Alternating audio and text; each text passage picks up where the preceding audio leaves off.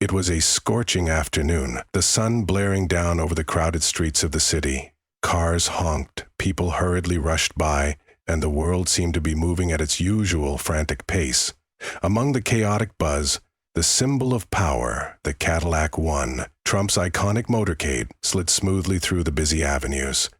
It was a sight that commanded attention, sleek, shiny, and untouchable, as it passed under the curious gazes of onlookers. Inside the lead vehicle, Donald Trump was focused, listening intently to a report from one of his advisors.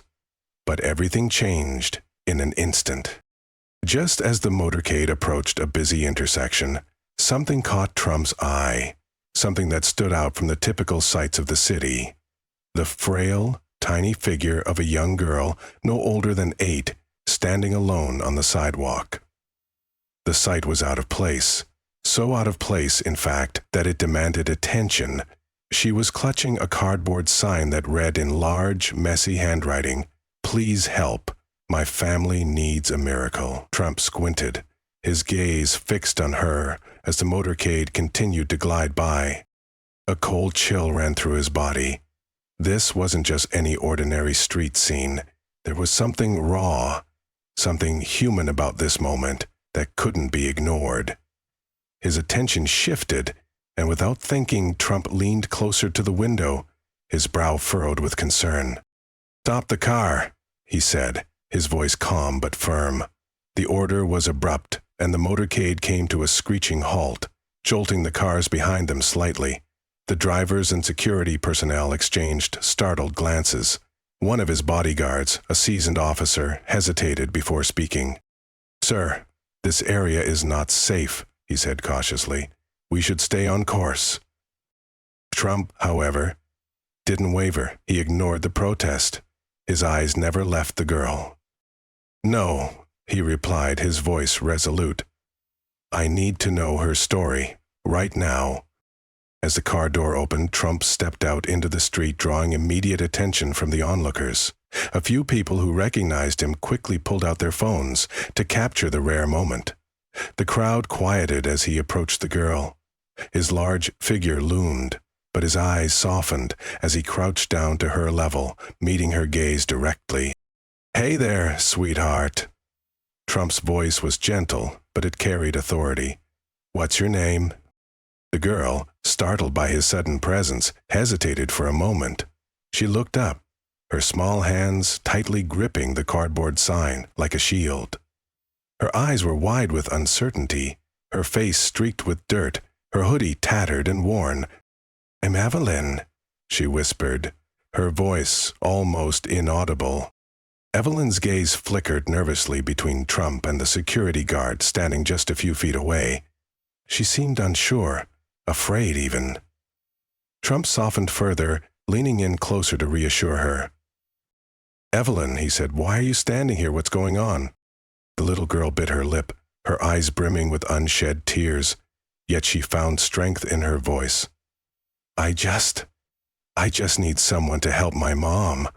She's really sick. We don't have anywhere to live. My dad, he died in the war," she said, her words trembling. Trump froze. His heart sank as he processed her words. Evelyn's story was heartbreaking, but what struck him the most was the calm determination in her eyes, a look that said she wasn't giving up. Trump took a deep breath and straightened up, his face hardening with a mix of resolve and compassion. He turned to his team, his voice firm as he gave his next command. "Get the car ready. I want to know where she lives." A bodyguard stepped forward, his expression uneasy. "Sir, this is dangerous. The area is unstable. It's too risky." Trump's response was sharp, unwavering. "If this little girl can stand here on a busy street asking for help, then I can take the risk. You don't have to come with me. But I'm going." The security team fell silent, understanding that there was no turning back. Trump placed a gentle hand on Evelyn's shoulder, giving her a look of determination. "Lead the way, Evelyn. Let's go meet your mom." As the motorcade moved slowly through narrow streets, the luxurious vehicles passed by scenes of hardship and poverty. Gleaming skyscrapers were replaced by crumbling buildings and run-down alleys. The contrast between the world Trump was used to and the reality Evelyn had known was jarring, yet he pressed on. Inside the car, Evelyn sat quietly, her hands folded in her lap. The uncertainty was still in her eyes, but so was a flicker of hope. "We're almost there, Mr. Trump," she said softly, pointing toward a small makeshift house at the end of an alley. Trump nodded, his expression softening as the motorcade came to a stop in front of the dilapidated home. The rusted tin roof, the peeling walls, and the worn-out door painted a picture of unimaginable hardship. Evelyn led him to the door, and as she opened it, Trump was hit by the stillness inside, the smell of dampness, the dim light, and the sight of the frail woman lying in the corner, barely able to sit up. This wasn't just a visit. This was a turning point, a chance to make a difference. He knelt beside the woman, offering her a steady hand, but words seemed unnecessary. He had already made up his mind. He would not let Evelyn and her mother go without the help they so desperately needed. The journey had just begun. As Trump's motorcade slowly navigated through the city streets, the contrast between the bustling, polished world he was used to and the grim reality Evelyn was about to show him was glaring. The Cadillac One rolled past towering glass buildings and pristine storefronts, but the further they went, the more the scenery began to shift. The streets grew narrower, the buildings taller and more dilapidated, their paint peeling and windows cracked. It was a stark reminder that while some parts of the city flourished, others had been left to decay. Inside the vehicle, the atmosphere was heavy. Evelyn sat quietly beside Trump, her small hands clasped tightly in her lap. Despite her calm demeanor, there was a flicker of nervousness in her eyes. This was her neighborhood, but it was a place that most people would avoid. Yet she led the way with quiet determination. Her head was held high, and even though her body was small, her resolve was mighty. She had made it clear today was not just about her or her mother. It was about making a change that she hoped would reach far beyond the alley where she lived. "We're almost there, Mr. Trump," Evelyn whispered, her voice barely above a murmur. She pointed down a narrow alley that seemed to disappear into the depths of the city. "It's just up ahead." Trump nodded, his gaze fixed on the path ahead, eyes scanning every detail around him. He couldn't help but feel a growing sense of urgency as they approached. He had promised to help, but seeing the area up close, the reality of what they were about to face began to settle in. The alley that Evelyn had led them to was nothing like the world Trump knew. The ground was littered with trash, the air thick with the smell of decay. As the motorcade came to a stop, the security team immediately sprang into action, surrounding Trump as they carefully surveyed their surroundings. The area was desolate, yet the faces of those who lived here told stories of resilience. They looked weary but not broken, hopeful yet cautious. Evelyn didn't hesitate. She stepped out of the car first, leading Trump toward the entrance of a small, run-down house tucked deep within the alley. The door was nothing more than a few worn wooden planks nailed together, barely hanging on its hinges. It was clear that this wasn't just a home. It was a place of survival. The kind of survival that demanded grit and perseverance, something that Evelyn had learned far too early in life. The door creaked as Ellen pushed it open, and Trump followed her inside, his eyes immediately adjusting to the dimly lit room. The inside was barely furnished. One small bed in the corner, a few old boxes stacked on top of each other, and a chair with one leg propped up by a makeshift support. The walls were patched up with what seemed to be nothing more than scraps of material, and there was a general sense of neglect. Yet, despite the squalor, there was something warm in the air, a love that had somehow managed to survive in the harshest of environments. Evelyn's mother lay on the bed, her face gaunt, her body frail. She struggled to sit up as they entered, her eyes wide with a mixture of shock and disbelief. For a moment, she seemed to question whether what she was seeing was real. But then her gaze settled on her daughter, and something shifted in her expression. She smiled weakly, as though this visit had brought a flicker of hope she hadn't felt in a long time. "Mom, this is Mr. Trump," Evelyn said, her voice soft but filled with hope. "He's here to help us." Trump knelt beside the bed, his demeanor gentle but his eyes serious. He looked at the woman, who was now clinging to her daughter's hand for support, and gave her a reassuring smile. "You don't have to say anything," he said quietly, his voice calm and soothing. "I just want to understand what's happened here, and how we can help." The woman took a deep breath, and with a quiet voice she began to tell her story. Her name was Karen, and she had once been a strong woman with a family to care for. Her husband Daniel had served in the military, fighting in the Middle East, and he had given his life for his country. After his death, Karen had been left to raise Evelyn alone, and soon after she became ill. Unable to work, they lost everything: her health, their home, their possessions. What was left was a small crumbling house and the hope that somehow someone would come to their aid. "I've tried to hold on," Karen whispered, her voice shaky, "but it's hard. It's hard to keep going when you've lost so much." Trump listened intently, his heart heavy with the weight of her words. He glanced around the room, his eyes taking in the meager surroundings. It was clear that Karen and Evelyn had been fighting a battle they couldn't win on their own. But in that moment, Trump knew that this was no longer just about one family. This was about all the families who had been left behind, all the families who had served their country and now struggled to survive without any support. Turning to his team, Trump spoke with authority. "I need a full report on this family's situation. I want to know exactly what's needed, and I want it done tonight. No more delays." One of his advisors stepped forward, his voice filled with concern. "Sir, this area is dangerous. We shouldn't stay here too long. It would be better to let the local organizations handle this." Trump shook his head. "No, she doesn't need promises. She needs action.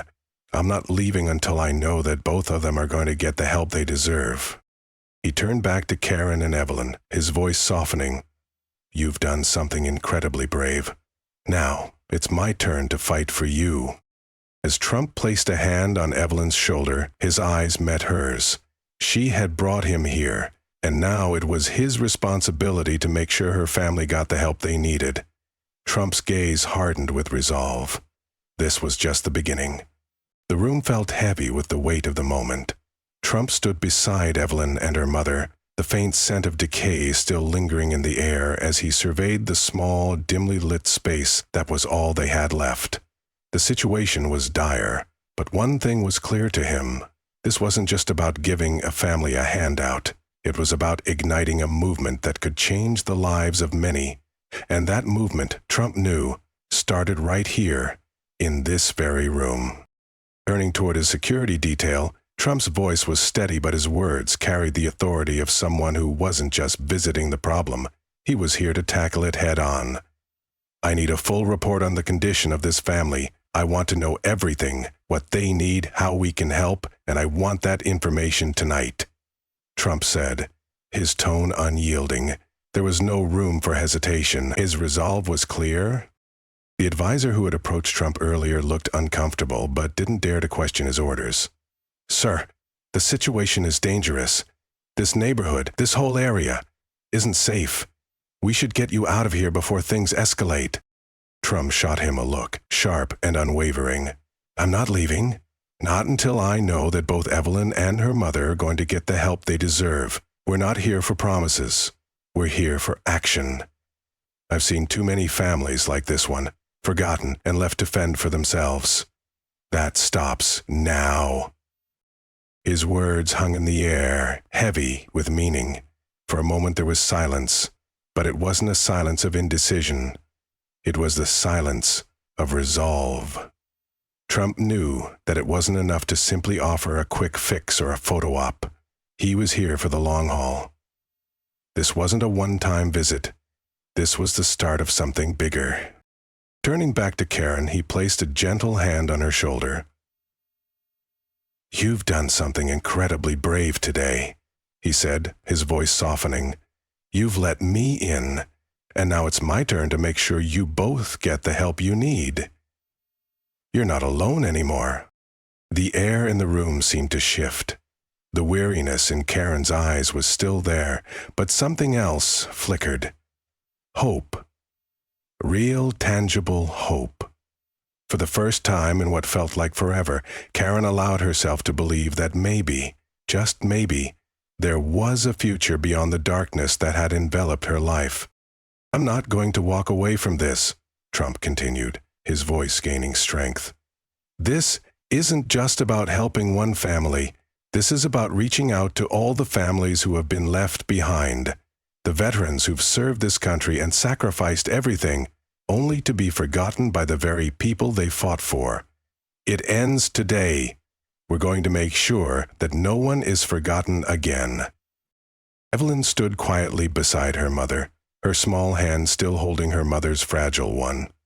The weight of what Trump was saying was not lost on her.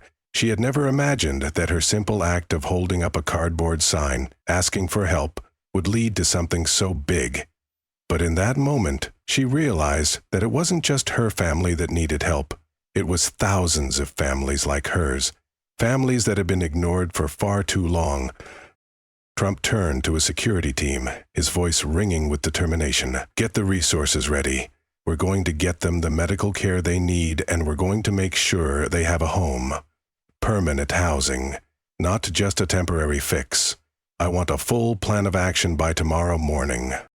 As the team scrambled to take action, Trump stepped back toward Evelyn, his face softening as he looked at the young girl who had shown more courage in one day than most people showed in a lifetime. "Evelyn," he said, kneeling down to her level, "you've done something incredible. You didn't just ask for help for your mom. You've shown the world that one small act of courage can start a wave of change.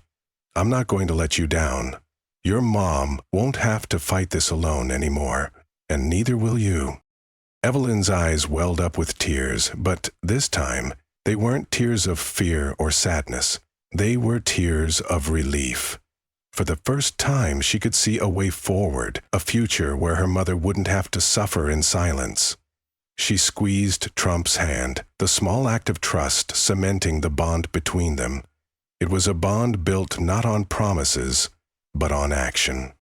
As Trump turned to leave, he paused at the door. He looked back at Karen and Evelyn, his expression determined. "This isn't just the end of the story. It's the beginning. This is going to be a turning point for everyone who has been forgotten, just like you." Outside, the air felt different. The sun was beginning to set, casting a golden glow over the city as the motorcade pulled away from the dilapidated neighborhood. But something else was shifting, something more powerful than any sunset or motorcade. It was the realization that at that moment, everything had changed. Trump's promise to Evelyn and her mother was more than just words. It was a commitment to a future where families like hers were no longer ignored. It was a promise to the thousands of families who had been left behind, and a vow to ensure that no one would ever have to stand alone in the shadows again. As the motorcade moved slowly through the streets, Trump felt a shift in the air. What had started as a simple gesture of kindness was rapidly transforming into something far greater. This was no longer about a single family in need. This was the birth of a movement that would echo far beyond the confines of this neighborhood and across the entire nation. When Trump first saw Evelyn standing on the street corner with her homemade sign, he couldn't have known how much this moment would change the course of his day or his life. But as the motorcade rolled on, he understood that this wasn't just about one little girl or one mother in need. It was about thousands of families across the country, families that had been left behind, ignored, and forgotten. Evelyn's courage had sparked something. It had ignited a fire in Trump's heart, and he wasn't going to let that fire die. He couldn't. He had made a promise to Evelyn and her mother, a promise that he was determined to keep.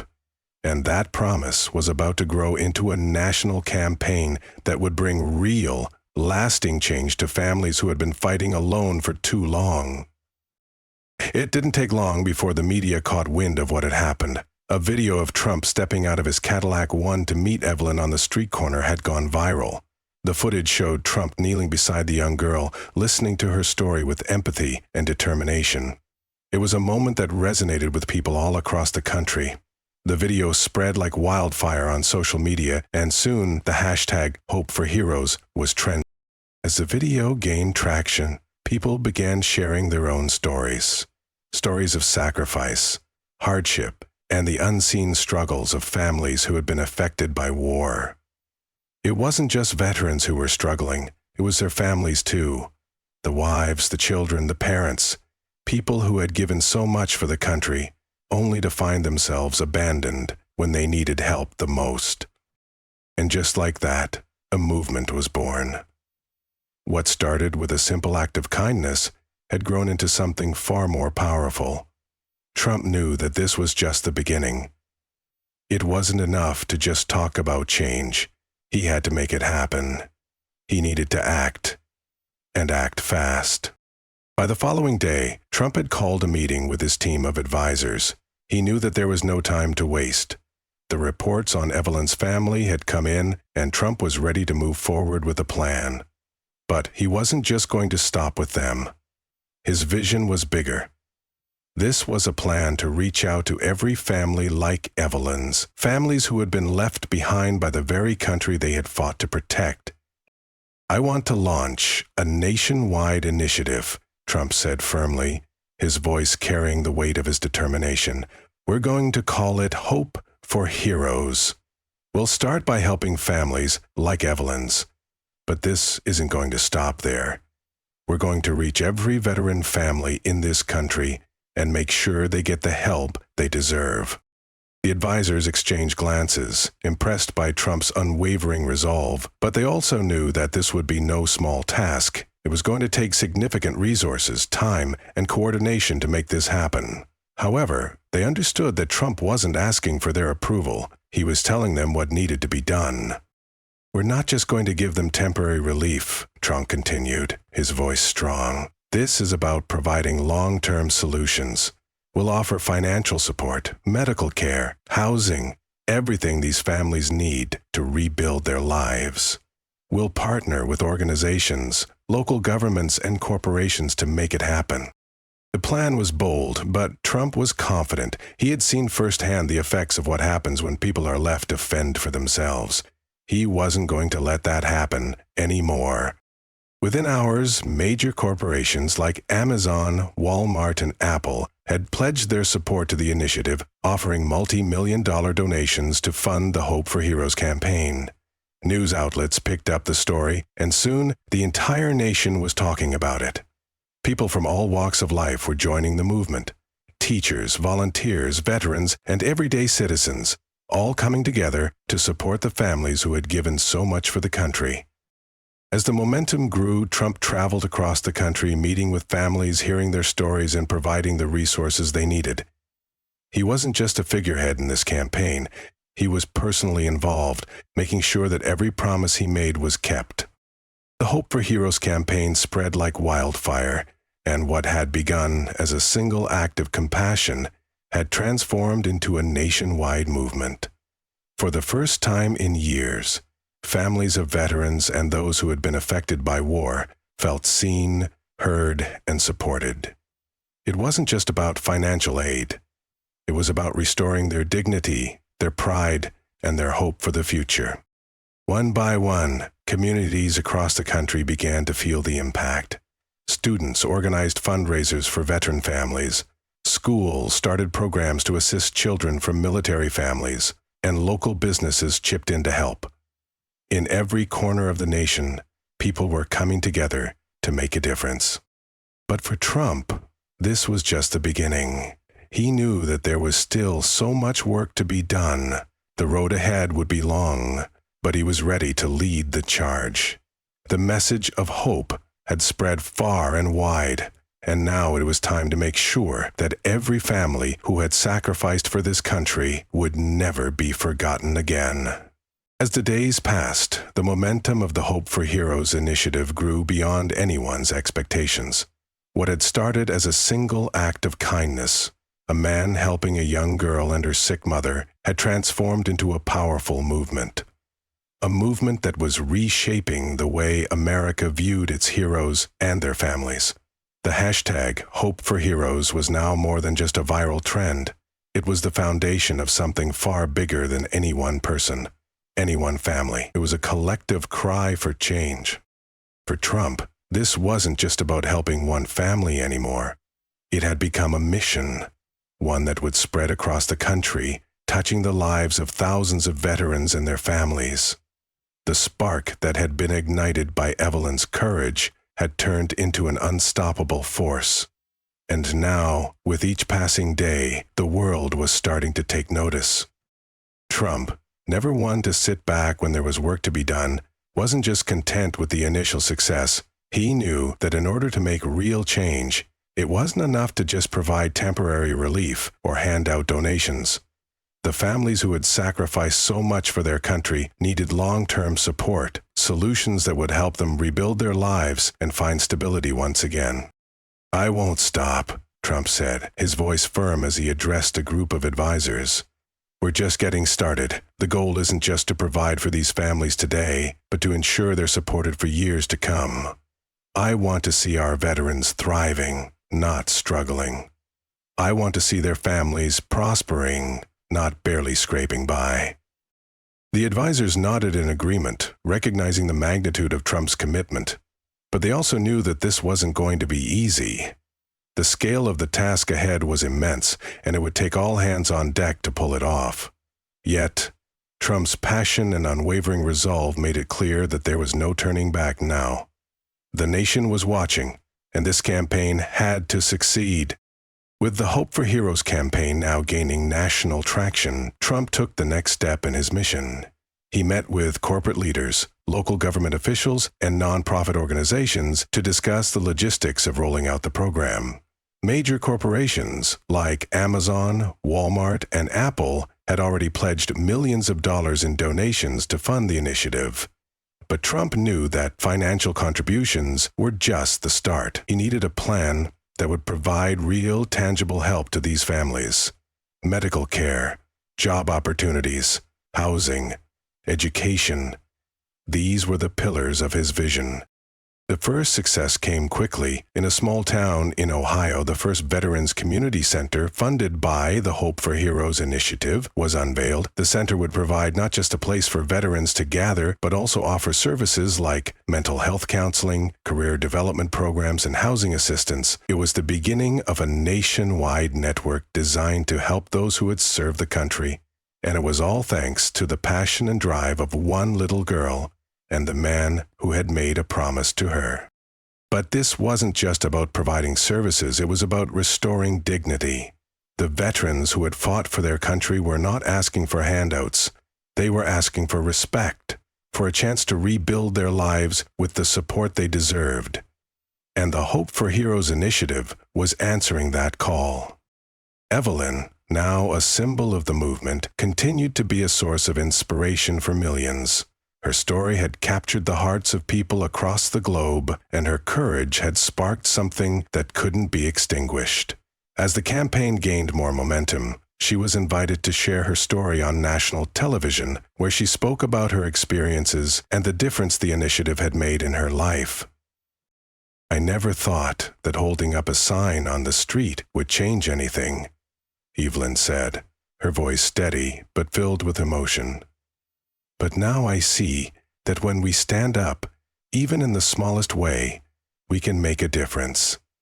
I didn't just help my mom. I helped change the future for thousands of families like ours." Her words resonated deeply with viewers, and her message of hope spread like wildfire. People everywhere were inspired to take action, whether it was through donations, volunteering, or simply sharing the campaign's message. For the first time in a long time, there was a sense of unity in the country.